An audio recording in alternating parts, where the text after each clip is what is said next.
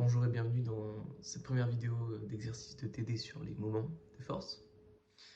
On se retrouve en premier avec cet exemple. Voilà. Donc, d'un disque, de force appliquée sur un disque. On voit qu'il y a deux forces, F1, qu'on pourrait noter ici F1 et F2, avec les amplitudes correspondantes. Qu'est-ce qu'on veut faire ici? On veut calculer la somme des moments. Donc, ce qu'on veut, ça va être la somme des moments des forces, voilà, appliquées au point O, on va dire. On est d'accord. Donc la somme des forces des moments, c'est le moment de la force F2 plus le moment de la force F1. Il suffit de calculer d'abord le moment de F1 par rapport à O, plus le moment de F2 par rapport à O. Voilà, c'est tout simple. On calcule en premier donc le moment de la force F1 par rapport au point O, toujours par rapport à un point. On connaît notre relation qui nous dit que le moment de la force par rapport à F1 sur O, c'est le vecteur déplacement dans le repère associé. Donc ici R vectoriel notre force qu'on aura projetée, évidemment. Très bien, donc cherchons ces deux composantes, cherchons R et F1. On a donc R, il va nous falloir prendre un repère. Quel est ici le repère le plus adapté? On voit que c'est le repère cylindrique ou plutôt polaire. On va noter ici, on pourrait noter par exemple euro, EFI, EZ. Voilà, pourquoi pas. Très bien, donc commencer avec euro qui est dirigé vers là-bas. EFI qu'on peut prendre dans ce sens ou dans ce sens, de toute façon ça dépend. On peut choisir, hein. On peut choisir notre repère. Disons qu'on le prenne vers là-bas. Voilà, EFI.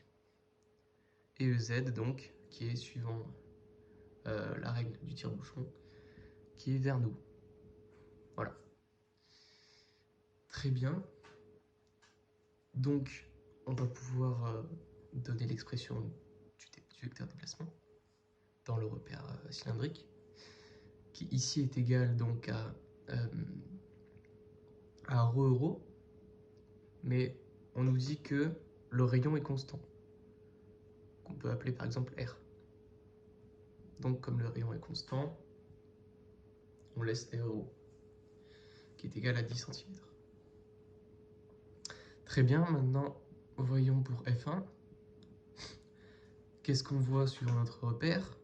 EFI est dirigé vers là-bas, on sait que c'est une base tournante, donc c'est un vecteur tournant. Et on voit donc que F1 est suivant en EFI. Comme vous voyez, si par exemple il tourne, EFI sera vers là-bas. Donc F1 est suivant moins EFI. On a donc F1 qui est égal à l'amplitude F1 suivant moins EFI.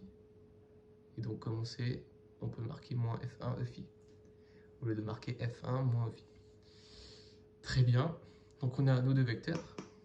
Il nous suffit donc maintenant de compléter l'expression. C'est donc égal à R rho vectoriel moins F1 EFI. Voilà. Ça, c'est égal à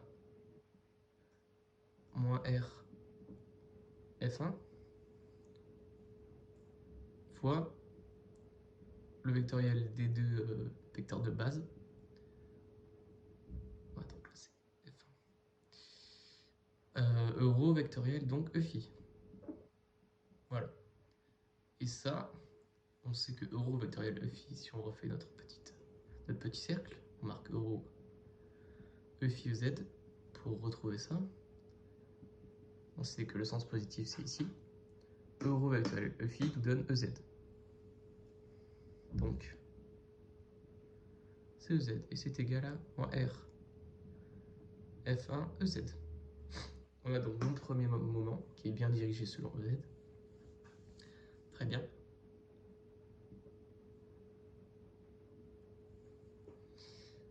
Maintenant, on va pouvoir calculer le deuxième moment. Très bien, on peut faire de la place. Donc moins R F1 EZ.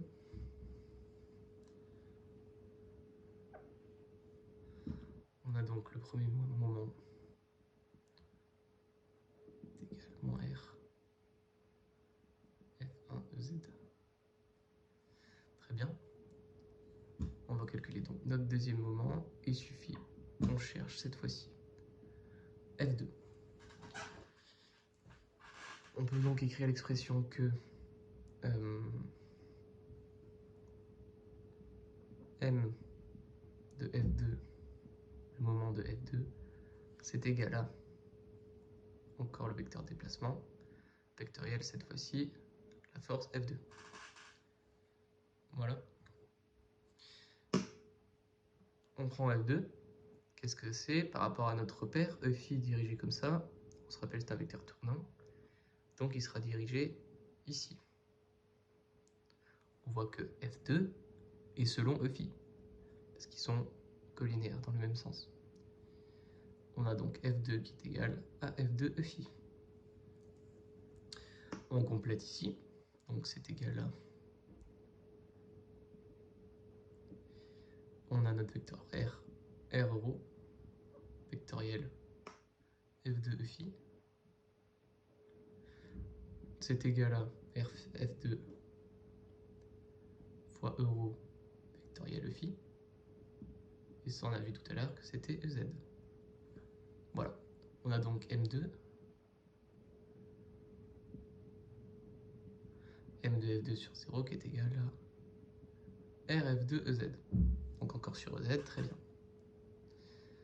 Hop, on peut effacer ça. Très bien. On a nos deux moments. Il nous suffit maintenant de faire la somme. On a donc la somme... Oula. La somme de nos moments qui est égale... On va pas le noter en vectoriellement, on va le noter en amplitude. On peut travailler en amplitude. Qui est égal, on va factoriser par R. C'est parce que c'est M de F1 plus M de F2. Donc c'est RF2 EZ plus moins RF1 EZ, sans les EZ si on travaille en amplitude. On factorise par R, ça nous fait R fois donc F2 moins F1.